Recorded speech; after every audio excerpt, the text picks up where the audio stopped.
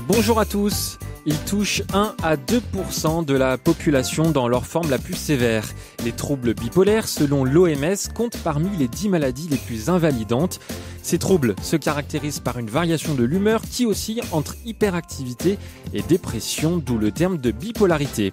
Mais que sont plus précisément les troubles bipolaires ? D'où vient cette bipolarité ? Comment vivre avec et comment la faire prendre en charge ? C'est ce que nous allons voir jusqu'à 11h avec notre invité. Alors si vous avez des questions, des doutes, si vous êtes vous-même bipolaire ou si vous avez un proche bipolaire, nous avons envie d'entendre vos témoignages. Alors n'hésitez surtout pas, le standard est ouvert et c'est Catherine qui prend vos appels ce matin. Appelez-la tout de suite au 04 72 38 20 23 ou depuis la Belgique au 081 400 712. Vous pouvez également réagir par mail à votre service @rcf.fr ou sur Twitter avec le hashtag RCFService. À votre service, Melchior Gormand. Et notre invité jusqu'à 11h, c'est vous, Dr Raphaël Giacchetti. Bonjour. Bonjour Melchior. Merci d'être avec nous. Vous êtes médecin psychiatre à Toulouse, auteur du livre « La maladie bipolaire, expliquée aux souffrants et aux proches », sorti aux éditions Odile Jacob. Je précise à nos auditeurs que vous êtes en duplex depuis les studios de Radio Présence à Toulouse. Merci donc à toute l'équipe de vous recevoir. Docteur, on va commencer par le commencement, tant qu'à faire. Qu'est-ce qu'un trouble bipolaire ? Alors, un trouble bipolaire, c'est un trouble psychique. Et c'est un trouble qui s'exprime par alternance, c'est-à-dire que la personne, l'homme ou la femme qui atteint de ce trouble va présenter des périodes pathologiques et des périodes non pathologiques. C'est vraiment une caractéristique de cette pathologie, c'est-à-dire que il y a ce que l'on appelle des périodes de rémission au cours desquelles la patiente ou le patient va bien, qui fonctionne, oui. Et d'autres périodes qu'on appelle des périodes de décompensation au cours desquelles il va présenter soit des périodes, des états dépressifs, soit des états dits hypomaniaques ou maniaques, qui sont des états d'exaltation où la pensée s'accélère, où on est hyperactif. Enfin, je pense qu'on reviendra dans le détail des différentes expressions cliniques. Absolument. Et pourquoi le terme bipolaire ? Bipolaire, c'est une représentation un peu visuelle, quoi. C'est-à-dire qu'il y a deux pôles, un pôle haut et un pôle bas. Le pôle haut étant la manie, l'hypomanie, le pôle bas étant la dépression. Alors, on va voir dans quelques instants les différents symptômes, en tout cas pour les épisodes dépressifs. Avant de commencer, peut-être, est-ce que vous pouvez nous dire si les personnes qui ont ces changements d'humeur arrivent à se maîtriser par elles-mêmes ? Alors, spontanément, non. D'autant plus que lorsque cette pathologie s'installe et que le patient n'a pas conscience qu'il a ce trouble, il n'a aucun contrôle sur son état émotionnel, sur les comportements induits par ces désordres émotionnels, et ça crée des situations très compliquées au niveau de l'entourage proche ou professionnel, parce que cet entourage va avoir tendance à dire, par exemple, mais calme-toi, dors, sois plus cool pendant les périodes d'exaltation, et à l'inverse, pendant les périodes dépressives, mais bouge-toi, t'as qu'à te lever, ça ira mieux. Enfin voilà, beaucoup de conseils qui sont très malvenus en fait, parce que le patient n'a pas de contrôle. S'il y a bien quelqu'un qui a envie d'aller bien quand il est dépressif, c'est le patient. C'est bien lui qui aimerait avoir l'énergie pour se lever, s'habiller et être actif. Donc deux extrêmes, la bonne humeur et l'énervement en fait. Alors, effectivement, il y a deux extrêmes avec des expressions cliniques quand même très nuancées, c'est-à-dire qu'il y a une intensité dans les épisodes. Oui. On peut être dans une dépression très intense ou moins intense, et on peut être dans un état d'exaltation très intense ou moins intense. Il y a tout un panel de progressivité entre l'état dit normal et la dépression la plus profonde, et de même qu'il y a toute une progressivité entre l'état dit normal et l'exaltation la plus haute. Alors justement, parlons des épisodes dépressifs. Quels sont les principaux symptômes qui existent pendant cette phase dépressive, docteur ? Alors les principaux symptômes, celui qu'on retrouve tout le temps, c'est qu'il n'y a plus d'énergie. Oui. Autrement dit, le terme de dépression est très explicite. Si on s'en tient vraiment à ce qu'il représente, il n'y a plus de pression. Nous sommes animés par une énergie qui nous permet le matin de nous lever, d'avoir envie d'avoir des idées, des projets. Quand on est en dépression, on est privé totalement de cette énergie. L'autre symptôme très important, c'est que la perception que l'on a du monde est totalement modifiée. Autrement dit, tout ce qui, pour nous qui allons bien, est normal, ou est une petite contrariété, ou une petite chose à faire, devient une montagne pour ces patients. Ils se sentent incapables de faire face au quotidien de la vie. Tout est douleur morale. Oui. On trouve aussi des symptômes qui sont consécutifs à ce manque absolu d'énergie, c'est-à-dire que la personne a tendance à rester au lit, à ne pas sortir de chez elle. Il y a un isolement social que l'on observe en général. Répondre au téléphone, c'est plus possible. Répondre aux sollicitations des amis pour faire quelque chose, c'est impossible. Voilà, il y a un pessimisme, mais d'une noirceur ineffable. Il y a un manque une fatigue qui va avec ce manque d'énergie. Le patient se plaint d'une grande asthénie, c'est le terme technique, l'asthénie. Il n'y a plus aucun plaisir à pratiquer les activités qui, en temps normal, procurent du plaisir. Il y a aussi beaucoup de troubles dits cognitifs, c'est-à-dire des troubles de l'attention, des troubles de la concentration, des troubles de la mémorisation, qui font qu'il y a comme ça une sorte d'incompétence intellectuelle qui s'installe, qui se traduit même parfois dans l'entretien, parce que le patient n'est plus capable de suivre une conversation banale. Sa pensée s'arrête, il y a comme des blancs. Voilà. Mais est-ce que c'est une phase qui dure longtemps? Parce que c'est vrai que ça peut nous arriver parfois le dimanche soir, ou alors en fin de vacances, on broie du noir, on est démoralisé, on a envie de rien faire, on est fatigué. C'est ça la principale différence, c'est que ça peut durer longtemps. Alors, il y a deux différences. Oui.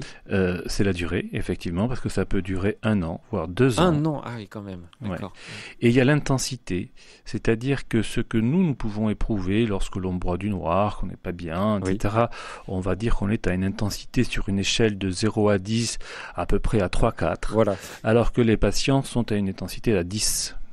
Ah oui. Autrement dit, la douleur, oui, c'est très puissant, la douleur morale, c'est de la désespérance. Vous voyez, sciemment, je n'ai pas parlé de tristesse, parce que dans l'idée commune, on associe directement dépression et tristesse. Or, les patients spontanément, dans les groupes que nous animons à la clinique d'Aufréry avec mon collègue, la Michel Fraxinos, depuis 15 ans maintenant, lorsqu'on travaille avec eux, ils n'évoquent pas spontanément la tristesse 9 fois sur 10, parce que c'est au-delà de la tristesse, c'est une sorte de désespérance. Mais comment est-ce qu'on peut en arriver là? C'est quand même dingue. Oui, comme vous dites, oui. Alors, comment est-ce qu'on peut en arriver là? C'est on va dire le cerveau qui se met à dysfonctionner. C'est un mystère. Un mystère. C'est-à-dire, oui, c'est un mystère. Il y a beaucoup d'hypothèses pour expliquer pourquoi est-ce qu'on tombe malade, qu'est-ce qui se passe. On va peut-être avoir l'occasion d'en discuter. Mais absolument. Dire plus précisément pourquoi est-ce qu'on en arrive là, c'est vraiment un mystère. C'est un des grands enjeux du siècle à venir. Vous le savez, il y a des programmes internationaux sur le cerveau pour essayer de comprendre comment ça marche. Et quels sont les risques sur le court terme pour le patient justement qui est en pleine phase dépressive, docteur Raphaël Giachetti? Alors, les risques sont multiples. Déjà, ça va fragiliser l'équilibre familial. Oui. C'est-à-dire que le papa, l'époux, le frère, la sœur, avec qui on a l'habitude de vivre, va se transformer, va changer. Et donc, ça peut fragiliser les liens affectifs et familiaux. L'autre danger, il est de nature professionnelle, c'est-à-dire qu'en dépression, on n'est plus capable de travailler. Ou alors, si on y va quand même, on fait des bêtises parce que, comme je vous le disais tout à l'heure, on a des troubles de la concentration et de l'attention. Le danger, il est aussi de nature sociale, c'est-à-dire que les amis, au bout d'un certain temps d'évolution d'une phase dépressive, lorsque celle-ci est longue, peuvent se lassent et s'éloignent. Autrement dit, cet état dépressif va induire des conséquences qui vont elles-mêmes nourrir la dépression. C'est-à-dire que parfois les patients sont de plus en plus isolés dans leur souffrance. Or, ces femmes et ces hommes ont besoin, malgré tout, de chaleur, d'accompagnement et d'un prendre soin. Que sont les troubles bipolaires? C'est ce qu'on voit ce matin jusqu'à 11h dans À votre service avec le docteur Raphaël Giachetti, médecin psychiatre à Toulouse, auteur du livre La maladie bipolaire expliquée aux souffrants et aux proches, sorti aux éditions d'Île Jacob. N'hésitez pas à nous appeler pour poser vos questions ou même pour témoigner au 04 72 38 20 23. Depuis la Belgique au 081 407 112. Par mail, c'est très simple, à votre service @rcf.fr et sur Twitter avec le hashtag RCF Service. À votre service, 04 72 38 20 23. Docteur, vous avez parlé tout à l'heure de la fatigue psychologique des patients justement pendant cette phase dépressive. J'imagine que au bout d'un moment, il y a aussi une fatigue physique. Mais la fatigue est d'emblée physique. D'emblée, d'accord. Oui, d'emblée, parce que je pense qu'il faut se représenter on parle de la dépression là en particulier, comme une maladie générale. Il faut pas trop cliver le cerveau et le corps. Le cerveau est le grand chef d'orchestre, et c'est lui qui régule un peu notre quantité d'énergie. Et la fatigue qu'éprouvent les patients est totalement physique. Alors c'est pas tout à fait la même nature qu'une fatigue que l'on peut ressentir après un match de foot ou un marathon. Néanmoins, il y a une diminution de la force et cela a été objectivé. Et à l'inverse, pendant les périodes d'exaltation, il n'y a plus du tout de fatigue et il y a une force qui est augmentée. Je peux vous donner un petit exemple. Oui. J'ai un patient très charmant de la couronne toulousaine, puisque vous l'avez précisé, nous sommes à Toulouse. Oui, absolument. Qui a 72 ans, qui a un trouble bipolaire depuis une trentaine d'années. Et il fait partie d'un club de cyclotourisme d'un petit village.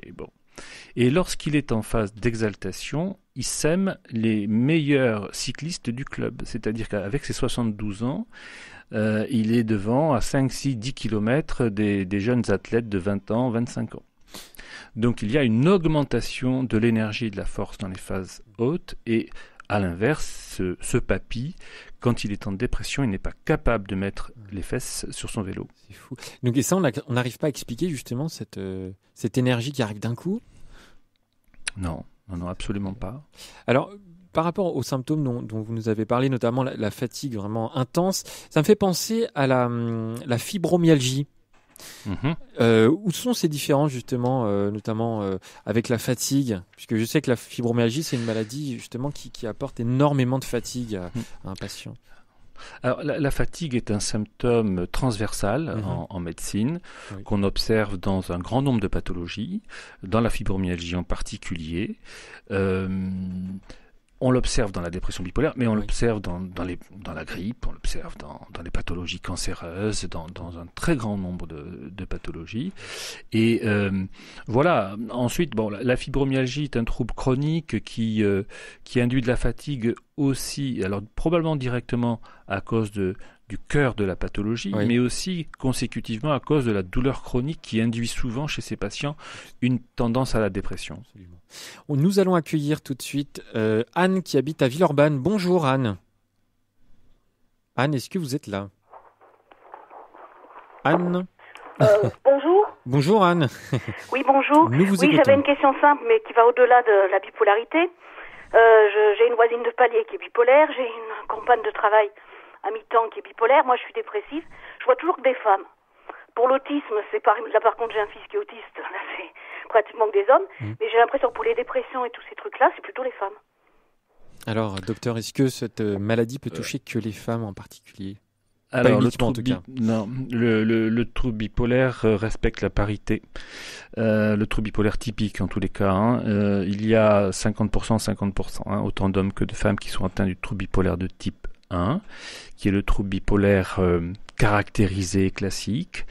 Il y a des formes de troubles bipolaires qui sont un petit peu différentes, qu'on appelle trouble 2, trouble 3, etc., dans lesquels on a effectivement une représentation féminine plus importante.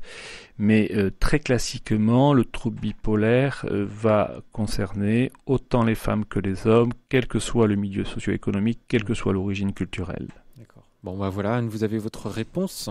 Oui, merci. Merci beaucoup, merci pour votre appel.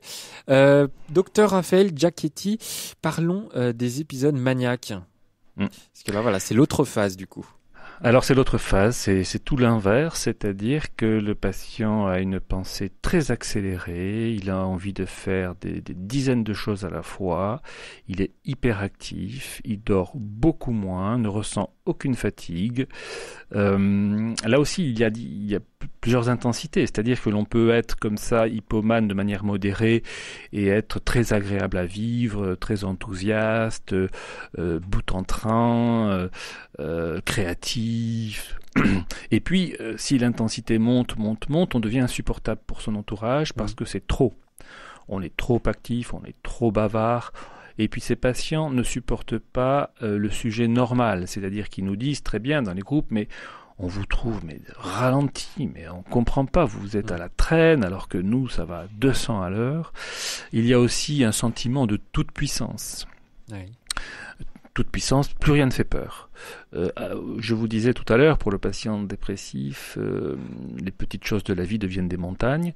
Là, inversement, les plus grands projets paraissent tout à fait faciles à réaliser. D'ailleurs, les patients souvent amorcent, de manière désordonnée, un peu dispersée, divers projets politiques, sociaux. Et ensuite, c'est bien compliqué parce que ils sont attendus par tous les gens qu'ils ont sollicités pendant leur phase haute, et quand ils dégringolent, parce que cette phase haute s'arrête, et en général c'est une dégringolade dans la dépression, ils ont toute la pression de cet entourage qui est là et qui dit mais et alors c'est fini, on attend, enfin voilà, tu as mis tout ça en place et tout, que fait-on, et ça nourrit la culpabilité des patients dépressifs. En phase haute, très généralement, oui. on roule vite. On écoute de la musique fort, on dépense beaucoup d'argent, on a une libido importante avec des conduites sexuelles tout à fait inhabituelles. Alors tout ça, attention, c'est pas tout le monde qui a tous ces symptômes à la fois. C'est pas un cas général, oui. Là, je vous fais un peu la liste de ce que l'on peut observer dans l'hypomanie. Souvent, les patients perdent du poids parce qu'ils n'ont plus trop besoin de manger. Puis manger, c'est perdre du temps. Les patients aussi, dans les phases hautes, parfois davantage recours à des toxiques qui vont encore alimenter la phase haute, comme la cocaïne, l'alcool. Ce sont des gens qui sortent, qui font la fête tout le temps, qui se mettent en danger. Ils se mettent en danger sur une phase haute peut bouleverser la vie d'une personne, ne serait-ce qu'à cause d'un accident, un état d'ivresse, peut tuer quelqu'un, à cause d'un comportement sexuel tout à fait inadapté qui peut mettre en péril une famille. D'accord. Voilà. Donc en fait, la phase haute est plus destructrice que la phase basse d'un point de vue social, professionnel et familial. Eh bien voilà, c'est ce que nous voyons jusqu'à 11h avec vous, docteur Raphaël Giachetti. Que sont les troubles bipolaires ? Je rappelle que vous êtes médecin psychiatre à Toulouse, également auteur du livre La maladie bipolaire. Nous continuons cette émission jusqu'à 11h. Que sont les troubles bipolaires ? Avec le docteur Raphaël Giachetti, qui a écrit un livre, un très bon livre qui est très sympa à lire, La maladie bipolaire expliquée aux souffrants et aux proches, sorti aux éditions Odile Jacob. Toutes vos questions, tous vos témoignages, nous les attendons au standard tout de suite au 04 72 38 20 23, depuis la Belgique au 081 407 112, par mail à votre service @rcf.fr. Jusqu'à 11h, c'est Melchior Gormand qui vous accompagne sur RCF. Et justement, direction la Belgique pour accueillir Anne. Bonjour Anne. Bonjour à tous. Alors nous vous écoutons. Alors moi je suis bipolaire, donc j'ai 48 ans. Et je suis bipolaire depuis 92, enfin 92 quoi. Et donc j'ai eu plusieurs crises très très très douloureuses. J'ai parfois mis des années à m'en remettre. Et puis donc là je suis toujours suivie, je suis toujours sous thymorégulateur. Enfin bref, et je vais une fois par semaine à l'hôpital encore. Mais ce que je voulais en fait exprimer, c'est que la dépression, enfin plutôt on appelle plus la mélancolie au niveau de la bipolarité, cette phase basse. Je pense qu'il est important de dire qu'elle est vraiment d'une autre nature que la dépression. que de la dépression que peuvent connaître les gens qui n'ont pas la bipolarité. À savoir que c'est une dépression psychotique en fait. Et moi j'ai connu les deux parce que avant d'être bipolaire, quand j'étais en première terminale, j'ai fait une dépression, donc une dépression classique, et elle n'était pas du tout de la même nature que ce que j'ai connu au cours de la mélancolie bipolaire. À savoir que la mélancolie bipolaire, on a vraiment le psychisme qui est morcelé, déstructuré. On est vraiment dans un espace intersidéral, quoi. Enfin, façon de parler, on se sent, c'est une souffrance qu'on ne connaît pas, qui est, on se sent seul, mais plus que seul au monde. On se sent, enfin moi j'avais l'impression d'être assis sur un anneau de Saturne, quoi. C'était vraiment psychotique, quoi. Donc et ça, c'est comme disait le médecin, ce n'est plus de la tristesse. Je dirais, l'image que je prends souvent, c'est se trouver au bord d'une falaise prêt à tomber pendant des mois, des semaines, des mois et voire des années, quoi. Vous avez... c'est d'un point de vue existentiel, c'est l'enfer. Autant dire, c'est l'enfer. Moi, je prie tous les jours pour que ça ne m'arrive plus. Et malheureusement, bon, ça m'est arrivé plusieurs fois et j'ai mis des années à m'en remettre, à me reconstruire, parce qu'en fait, on peut dire que, je ne sais pas si le médecin sera d'accord avec moi, mais autant on a un squelette fait d'os, autant dans le psychisme, on a un squelette psychique. Et ce squelette psychique peut se morceler tout comme les os, quoi. Vous avez été très courageuse. Anne, qu'en pensez-vous, docteur Raphaël Giacchetti? D'abord, je veux remercier Anne pour son témoignage qui illustre bien qu'en fait, qui parle le mieux de la pathologie, ce sont les patients. Ce sont eux, il faut les écouter, ce sont eux qui nous instruisent sur cette désespérance terrible au cours des dépressions bipolaires. Et je suis tout à fait d'accord avec Anne. La dépression bipolaire est d'une autre nature que ce qu'on appelait avant, qu'on peut appeler la dépression réactionnelle ou la dépression névrotique. Il y a dans la dépression bipolaire, comme le précise très bien Anne, quelque chose d'un morcellement, d'une déstructuration psychologique, dite psychotique, et effectivement, on peut observer des symptômes de ce type dans les dépressions bipolaires, pas dans toutes. Je pense que Anne a une forme assez costaude, assez sévère, et vraiment c'est touchant, et il faut écouter les patients parce que voilà, je le répète, ce sont eux qui parlent le mieux de leur souffrance. Bien voilà, Anne, merci en tout cas pour votre... Oui, merci à vous, merci de cette beaucoup. émission qui est vraiment qui parle pour nous, et ça fait de grand plaisir parce qu'on est vraiment pas toujours compris, quoi. Merci beaucoup Anne, c'est très gentil. Bonne journée à vous. Et nous allons accueillir tout de suite Françoise qui habite à côté de Chambéry. Bonjour Françoise. Oui, bonjour. Bonjour, nous vous écoutons. Bonjour. Voilà, bonjour. Je vous remercie de votre émission. Alors, j'ai plusieurs questions à vous poser. Est-ce que ce que vous appelez maintenant ce qu'on appelle les troubles bipolaires correspondent à la psychose maniaco-dépression? Et par ailleurs, je voulais savoir par rapport au suicide. Oui. Parce que j'ai quand même connu une personne, même plusieurs, parce que j'étais infirmière psy, mais j'ai connu une personne très proche qui s'est suicidée à 51 ans, peu de temps avant son anniversaire, qui était très déprimée, mais apparemment, en lisant ses témoignages, parce qu'il tenait son journal au jour le jour, même quand il était prisonnier en Allemagne, il y avait des périodes où il aimait bien le théâtre, la musique. Oui. Voilà, et moi, en fait, j'ai eu une période, quand j'étais plus jeune, de dépression, et en même temps, par moments, j'étais très active, pleine d'énergie pour les choses qui me plaisaient, et sinon j'étais complètement anéantie au fond de mon lit, j'arrivais pas à trouver l'étincelle qui me ferait lever. Mais bon, comme je travaillais dans un milieu psy, et c'est vrai que la psychothérapie m'a aidé quand même énormément à m'en sortir. Mais pour en revenir au problème du suicide, quelquefois j'ai connu des gens quand même qui attendaient pas, et voilà. Alors Françoise, on va essayer y aller petit bout par petit bout. Docteur, est-ce que ces troubles justement bipolaires, on peut appeler ça la psychose maniaco-dépressive, si je me trompe pas? Oui. Oui, c'est ça. Oui, c'est tout à fait ça. Oui. Alors pourquoi ce changement de nom? C'est pas pour édulcorer la désignation du trouble, c'est parce que dans psychose maniaco-dépressive, il y a le terme psychose. Or, il existe des troubles bipolaires sans symptômes psychotiques. D'accord. Donc, une appellation générique qui contenait le terme psychose n'était plus adaptée. Et c'est pour ça que l'on a donc enlevé, et on a appelé ça trouble bipolaire, ou maladie maniaco-dépressive aussi, on peut l'appeler comme ça. Hein. Voilà, la psychose, les symptômes psychotiques, on peut les observer chez certains patients, mais pas chez d'autres. Donc il était impropre de nommer l'ensemble des patients avec le terme de psychose. Ça, c'est pour répondre à la première question de Françoise.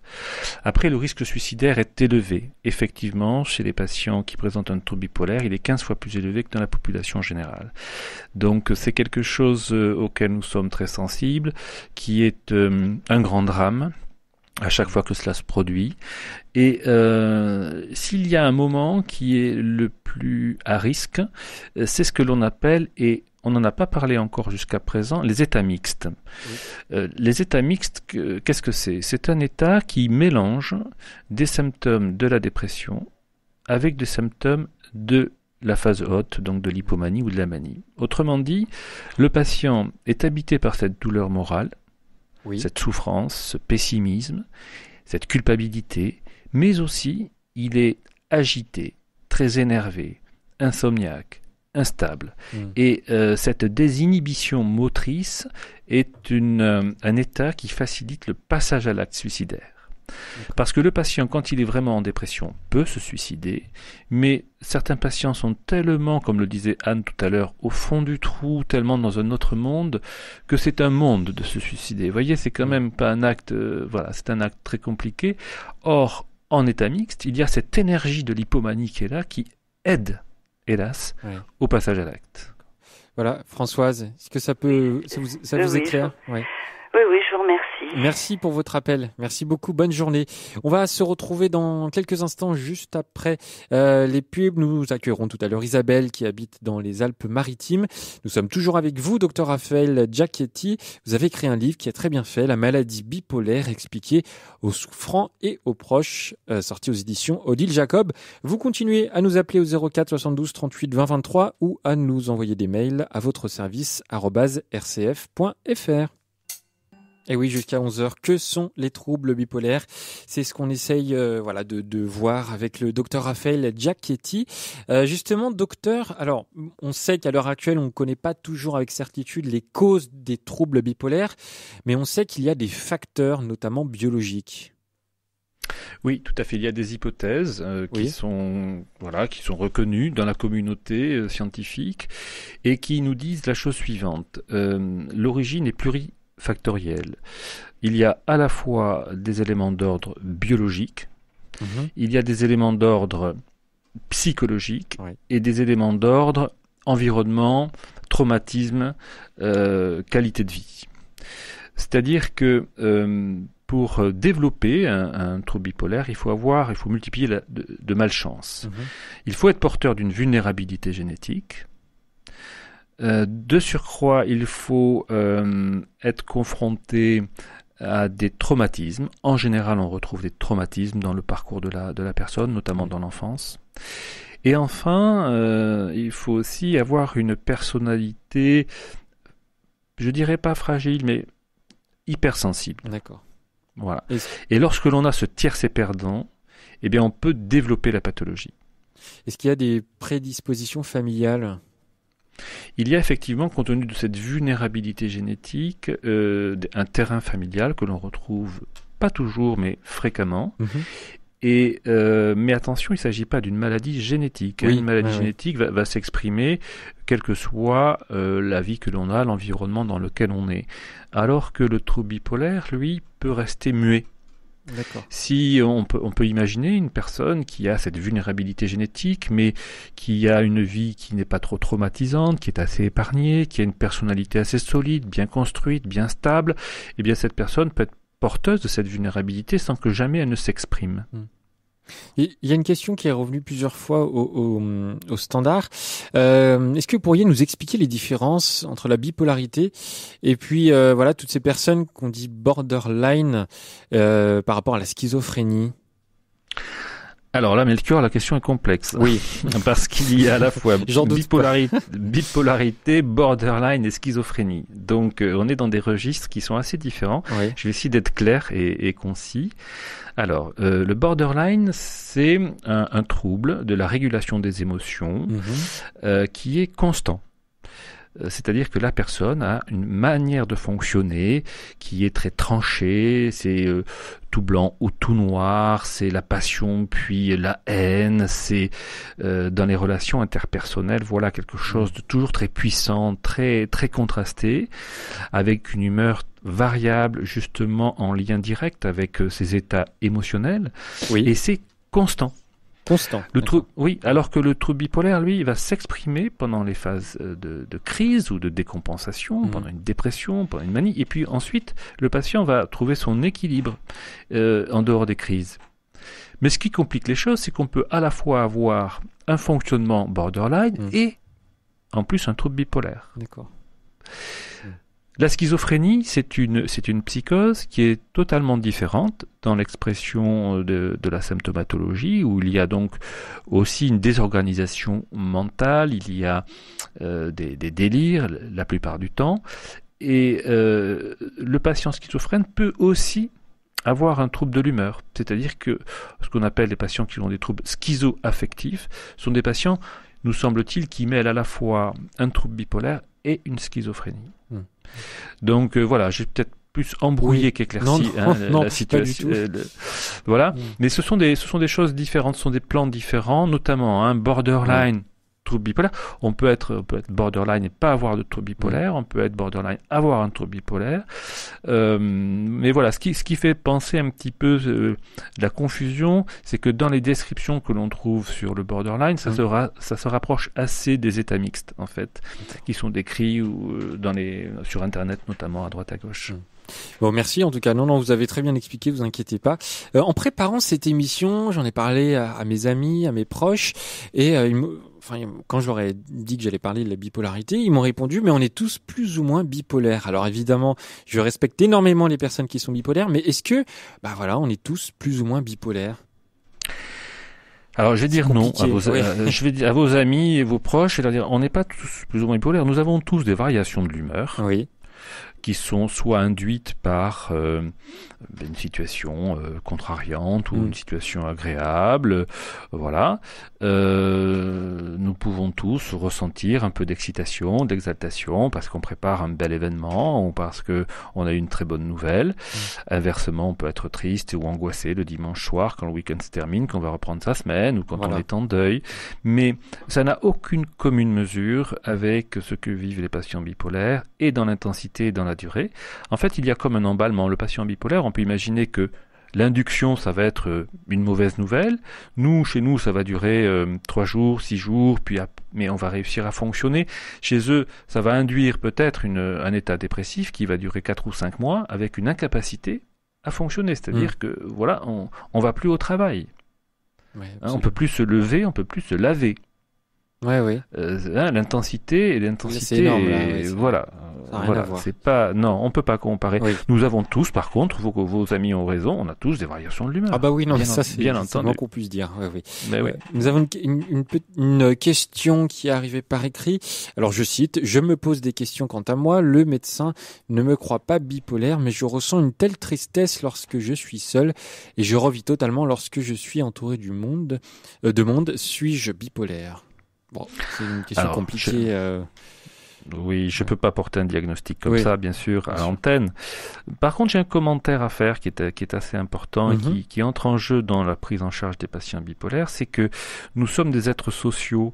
Et dans ce témoignage, dans cette question, la personne dit qu'elle est bien quand elle est entourée et qu'elle est triste quand elle est isolée.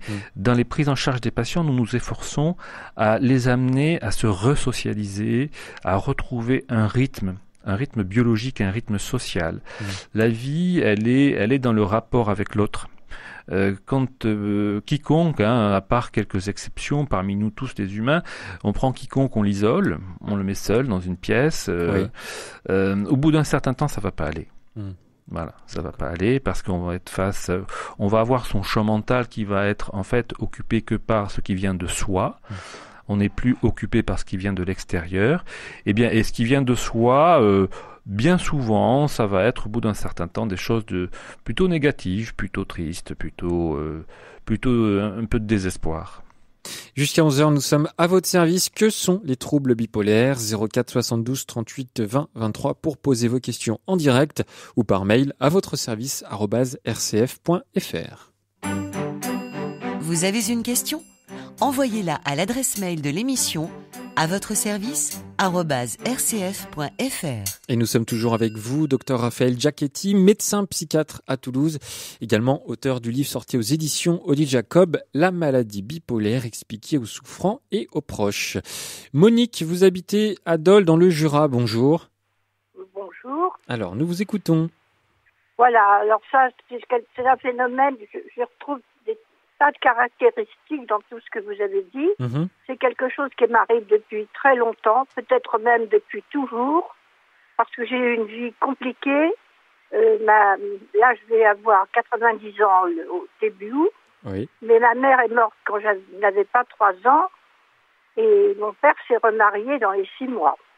Là-dessus, j'ai eu 2 petites sœurs qui avaient 4 et 12 ans au moment où mon père est mort lui-même, et où j'avais moi 20 ans. Ça a été très complexe tout ça, et de fil en aiguille, j'ai réussi quand même à devenir professeur d'art plastique. J'ai rencontré mon mari dans le Jura. Il a divorcé pour pouvoir vivre avec moi. Oui. Ça a été très très compliqué, tout a été très compliqué. Bon. Alors la dernière phase qui m'est arrivée, ça a vraiment duré 1 an. J'en sors depuis 15 jours, 3 semaines. Oui. J'ai eu un mal inouï à arriver à franchir le cap. Je sais que j'y arrive toujours, mais à chaque fois c'est plus difficile. Alors comme j'ai dû vider 2 maisons, la mienne, celle de ma famille, oui. Que j'ai dû vendre, j'ai dû vider complètement, qui elle était grande, et après vider la maison de mon époux, qui a été vendue également de façon lamentable, parce qu'il avait deux petits-enfants, qui sont grands maintenant, et qui me suis beaucoup occupée, et qui m'ont fait toutes les avanies possibles et imaginables. Alors, je reconnais, j'ai vraiment reconnu toutes sortes de symptômes à travers ce que vous avez dit. D'accord. Je peux vous dire que moi, je m'en sors à ma façon, c'est-à-dire que je bouquine, j'ai toujours lu beaucoup jusqu'à ce que ça aille mieux. La médiathèque de Dole m'amène des bouquins à domicile. J'ai des amis qui m'en passent, mais quand je suis en pleine période, c'est exactement ce que vous avez dit. À part mon amie Nicole, qui est une ancienne infirmière et que j'ai connue parce qu'elle est venue à mon atelier du jeudi que j'avais créé en 63 à Dole, alors qu'elle avait 7 ans. Maintenant, elle est venue pendant 7 ans. Ça a duré 7 ans. Alors, Monique, je vais être obligé de vous couper parce qu'on a beaucoup d'appels qui arrivent. Mais merci beaucoup pour votre témoignage très touchant. Justement, docteur, on va parler dans quelques instants, voilà, de solutions, on va dire, pour guérir, en tout cas vivre avec la bipolarité. Mais je voulais peut-être parler justement des facteurs psychologiques, puisque là, voilà, avec le témoignage de Monique, on a compris que malheureusement, elle avait une enfance qui était très difficile. Est-ce que pendant cette enfance, il peut y avoir des chocs, un deuil ou voilà des choses qui font que plus tard, avec les facteurs biologiques, on peut arriver à une bipolarité? Oui, tout à fait, Melchior, c'est ça. On voit bien, Monique nous décrit une enfance compliquée, douloureuse, avec probablement beaucoup de carences, puisque sa maman a décédé quand elle n'avait pas 3 ans. Et ces environnements-là sont tout à fait favorisants, à condition, comme je le disais tout à l'heure, d'avoir cette vulnérabilité biologique, quand même génétique. C'est-à-dire qu'on peut avoir le parcours de Monique, mais si on n'a pas cette vulnérabilité génétique liée à la bipolarité, on n'aura pas de trouble bipolaire. En revanche, si on a cette vulnérabilité, alors elle peut s'exprimer. D'accord. Bon, merci Monique en tout cas pour votre appel. Vous avez été très courageuse et puis vu que vous en sortez un petit peu actuellement, on vous souhaite bon courage pour continuer. Nous allons parler, docteur Raphaël Giachetti, justement, de tout ce qui est prise en charge de cette maladie. On peut commencer par les médicaments. Oui, on peut commencer par les médicaments parce que c'est quand même la pierre angulaire du traitement. Mais d'emblée, je dis, c'est tout à fait, la plupart du temps, insuffisant. Oui. C'est, pour donner des chiffres approximatifs, on va dire que, dans 20% des cas, ça peut stabiliser un patient. Oui. Mais dans 80% des cas, c'est insuffisant. Ça suffit pas. Oui, ça suffit pas. L'évolution il y a une grande évolution de la prise en charge des patients ces 10-15 dernières années. Auparavant, on prenait en charge le patient quand il était en crise, c'est-à-dire on soignait en dépression, on soignait en exaltation, en manie ou en hypomanie, puis après on ne le voyait plus. On focalise aujourd'hui le soin quand le patient va bien. Pourquoi ? On va déployer toute notre énergie pour maintenir le plus longtemps possible cet état de bien-être, c'est-à-dire d'éviter au maximum la rechute. D'accord. On a changé un petit peu la cible.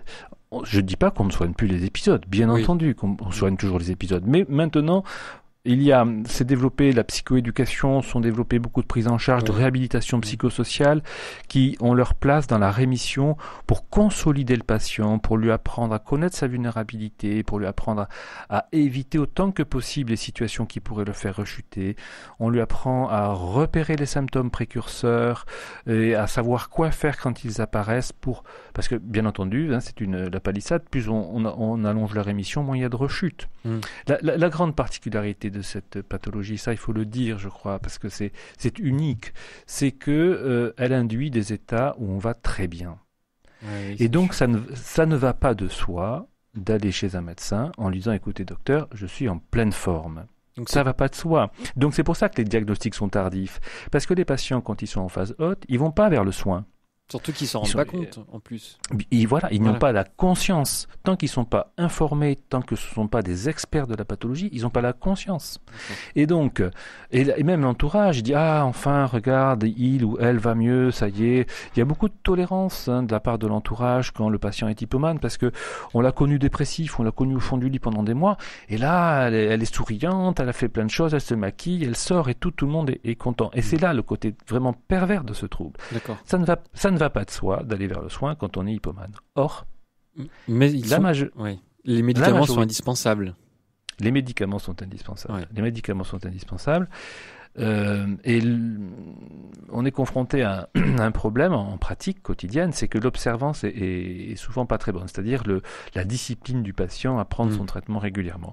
Or ça, c'est un facteur fondamental dans la stabilité du patient. Fondamental. Mais il faut pour ça que le patient soit dans un discours, et le psychiatre aussi, très honnête. C'est-à-dire que si le patient arrête, il y a une raison. Et nous, on invite les patients à nous dire, bon, ok, vous avez arrêté, c'est bien de nous le dire, pourquoi, qu'on comprenne, parce qu'il y a des effets indésirables, d'accord, donc on va essayer de changer. Vraiment, l'important, c'est d'être dans l'information honnête sur cette pathologie, sur ce qu'on peut attendre et ce qu'on peut ne pas attendre des médicaments. Les médicaments, la plupart du temps, je le répète, sont insuffisants. Il faut des psychothérapies, des thérapies. Voilà, dans le large domaine des psychothérapies ou des prises en charge psychosociales. Beaucoup de choses se développent aujourd'hui et ça aide vraiment beaucoup le patient. Véronique nous appelle depuis Lyon. Bonjour Véronique. Oui, bonjour. On vous écoute. Alors justement, je continue, c'est-à-dire j'ai fait des troubles bipolaires, 3 épisodes. J'ai déclaré ça en 2008. Bon, j'ai fait 3 épisodes, 2 en 2008 et 1 en 2012 grave, Et puis depuis, je suis stabilisée. Alors je comprends ma maladie. D'ailleurs, mon psychiatre me dit que je la gère bien.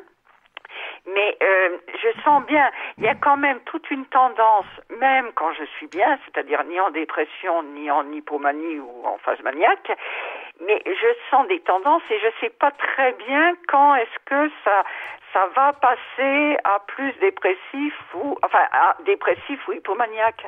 Et puis je sens quand même que de toute façon, je suis ralentie. Enfin bon, alors je sais pas si c'est les médicaments ou la maladie, et que ça, il faut que je l'accepte, sinon là, je franchis une barre, quoi. Enfin, voilà. Qu'en pensez-vous, docteur ? Alors, je pense que ce que dit Véronique est important pour tous les auditeurs parce que effectivement, lorsque l'on a présenté, comme Véronique, déjà 3 épisodes, eh bien, on n'est pas le même que avant. C'est-à-dire que ça laisse des traces. Et que la rémission parfaite, elle est rare, elle est même très rare. Bien souvent, on observe dans les phases de rémission chez des patients des troubles anxieux, des symptômes dépressifs séquelaires.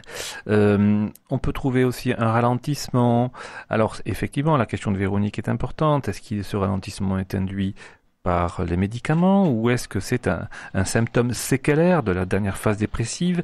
Ce sont des questions auxquelles on peut apporter des éléments de réponse dans le dialogue avec son psychiatre en fouillant précisément la qualité, l'intensité de ces symptômes résiduels. On appelle ça souvent des symptômes résiduels. Et ce sont des symptômes qui fragilisent parce que ils ont une incidence sur son fonctionnement affectif, professionnel, social, et donc ce sont des symptômes à prendre en compte. C'est pour ça que je vous disais il y a un instant que la prise en charge des phases de rémission est fondamentale aujourd'hui parce que on doit avoir pour objectif d'aider le patient à soigner, à prendre soin de lui dans ces périodes pour diminuer ces symptômes anxieux résiduels, pour diminuer cette fatigue.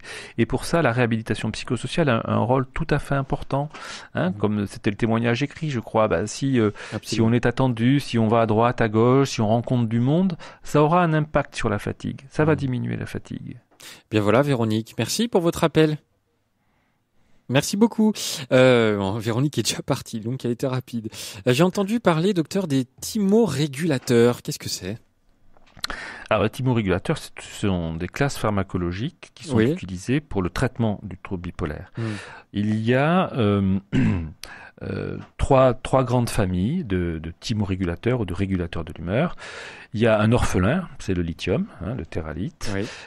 C'est un des traitements préventifs utilisés et c'est celui qui est en première intention, en tous les cas, recommandé dans les formes les plus typiques de bipolarité. Ensuite, il y a une autre famille qui est constituée par de nombreux anticonvulsivants. Alors, il y a des Pacote, des Grétol, l'Amictal, etc. Enfin, voilà. Et puis une troisième famille qu'on appelle les antipsychotiques atypiques, les antipsychotiques de seconde génération, qui trouvent leur place là depuis quelques années en termes de prévention des rechutes. En fait, thymorégulateurs, ce sont des médicaments qui ont pour but de réguler l'humeur. Oui, tout ça. Voilà. Et c'est la base en fait des traitements du trouble bipolaire. C'est la base du traitement. On peut être amené à prescrire au-delà de ces thymorégulateurs, de temps en temps, des benzodiazépines, des somnifères, des antidépresseurs, des neuroleptiques plus classiques, mais la base du traitement, ce sont les thymorégulateurs. Est-ce qu'un patient doit avoir un traitement personnalisé ? Oui, chaque patient a son traitement. Chaque patient. Alors, on a des organigrammes, ce qu'on appelle des guidelines. C'est-à-dire que selon différents critères d'âge, d'histoire de la maladie, il y a des conférences internationales qui nous recommandent de d'abord commencer par tel médicament. S'il marche, on fait ceci. S'il marche pas, on fait cela. On est comme ça. Il y a de la recherche, il y a des méta-analyses qui étudient sur toutes les études qui ont été faites, ce qui marche le mieux, et donc on est guidé.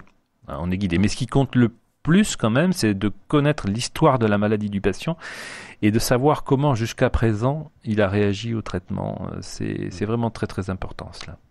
À votre service, la vie pratique en question. Melchior Gormand. Et nous accueillons Geneviève qui habite à Saint-Gervais. Bonjour Geneviève. Oui, bonjour.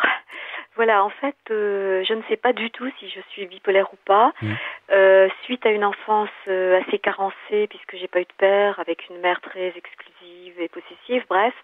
Et suite aussi à différents chocs psychologiques, j'ai développé en 2007 une maladie de base d'eau, de manière assez sévère, puisque j'ai eu des séquelles, on m'a enlevé la thyroïde, j'ai eu des séquelles ophtalmologiques qui ont failli me coûter la vie.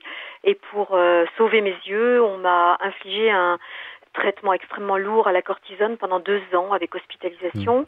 Et suite à ces traitements à la cortisone, j'ai effectivement là développé des symptômes de bipolarité, c'est-à-dire que j'ai d'abord été euphorique quand j'étais sous cortisone, mais là, pareil, je ne sentais plus la fatigue. J'étais capable de travailler des heures et des heures sans m'arrêter. Et au moment où j'ai baissé la cortisone, ça a été l'effondrement, à ne plus pouvoir me lever, etc. Bon, et puis grâce à un médecin qui m'a complètement remonté, parce que d'abord il m'a dit que c'était réversible. Oui. Aujourd'hui, là, plusieurs années après, je me sens quasiment guérie. Bon, avec quand même encore une certaine fragilité à la fois physique et psychique. Je vous donne un exemple. Mon compagnon m'a quittée parce que certaines de ses attitudes et comportements, voilà, certains de ses comportements, on aurait dit d'ailleurs qu'il le faisait un peu exprès, me mettaient dans des colères absolument incoercibles. D'accord. Mais vraiment des comportements insupportables, des paroles insupportables, des comportements insupportables qui me faisaient sortir au sens propre hors de mes gonds. Et naturellement, évidemment, il a mis tout ça en exergue pour me dire que j'étais, me traiter effectivement, de tous les noms, quoi. Oui. Et pour finir par me quitter. D'accord. Enfin bref, c'est ce qui est charmant, hein. Oui, c'est pas très joyeux, en effet. Non, c'est pas joyeux, du tout. Surtout que je reste quand même, suite à la maladie de Basedow, hein, je reste quand même, je sens assez fragile. Voilà. D'accord. Qu'est-ce que ça vous évoque, docteur Raphaël Giacchetti ? Alors ça m'évoque des tableaux cliniques assez courants, c'est-à-dire que la cortisone peut effectivement induire des tableaux cliniques qui s'apparentent beaucoup à la bipolarité. Ça peut parfois même révéler un trouble bipolaire qui ensuite s'installe et se pérennise. Dans le cas de Geneviève, il semblerait que ce ne soit pas le cas et c'est tant mieux, c'est-à-dire qu'en fait elle a développé un cycle, une grosse exaltation puis une dépression induite par la cortisone. Et alors ça justifie un commentaire important parce que c'est le profil que l'on observe le plus souvent. C'est-à-dire que les patients commencent par faire une phase haute, puis ils s'effondrent, pour reprendre le mot de Geneviève, dans une dépression. Donc toute la démarche, si vraiment il y a quelque chose à retenir dans le soin, c'est d'éviter les phases hautes. Voilà. Oui. Oui. Merci beaucoup Geneviève pour votre appel et pour votre témoignage. Et pour terminer cette émission, nous allons accueillir Ambre qui a 20 ans. La jeunesse est là. Bonjour Ambre. Oui, bonjour. Bonjour. Alors on vous écoute. Bonjour. Alors voilà, j'écoute votre émission, c'est super intéressant. C'est gentil. Je me demandais si si le médecin pouvait me dire s'il y avait un lien entre enfant précoce intellectuellement et la dépression, la bipolarité, excusez-moi. Alors, docteur. Non, pas de lien. Voilà. Non, pas de lien. Dans les statistiques, dans l'épidémiologie, etc., ce n'est pas documenté en tous les cas. Peut-être que des études vont voir le jour, mais aujourd'hui, je ne peux pas vous répondre en m'appuyant sur des données scientifiques. D'accord. Voilà, Ambre. Je vous remercie et une bonne fin de journée. Merci beaucoup pour votre appel, Ambre. À bientôt. Docteur, on va terminer cette émission, on arrive bientôt à la fin. Quelles sont les contraintes liées à ces médicaments, donc les thymorégulateurs ? Est-ce qu'il y a des risques parfois d'en prendre ou non ? Oui, tout traitement efficace comporte des risques, tout. Le moindre paracétamol qu'on prend quand on a mal, des courbatures ou un peu de fièvre, il y a des risques. Donc, lorsqu'un patient est traité, il faut qu'il soit suivi, il faut que le psychiatre fasse ce qu'on appelle un monitoring, c'est-à-dire qu'il surveille différents éléments de nature biologique, par des prises de sang, que le poids soit surveillé. Ça justifie vraiment un suivi sérieux pour tous les thymorégulateurs. C'est-à-dire que je déconseille aux patients de prendre leurs médicaments et puis de s'éloigner du prescripteur. Il faut rester au plus près du prescripteur et voilà, être en confiance et se faire surveiller. Et ben voilà, c'est la fin de cette émission. Merci beaucoup, Dr Raphaël Giachetti, d'avoir participé à cette émission. Je rappelle que vous êtes médecin psychiatre à Toulouse, également auteur du livre La maladie bipolaire expliquée aux souffrants et aux proches, sorti aux éditions du Jacob.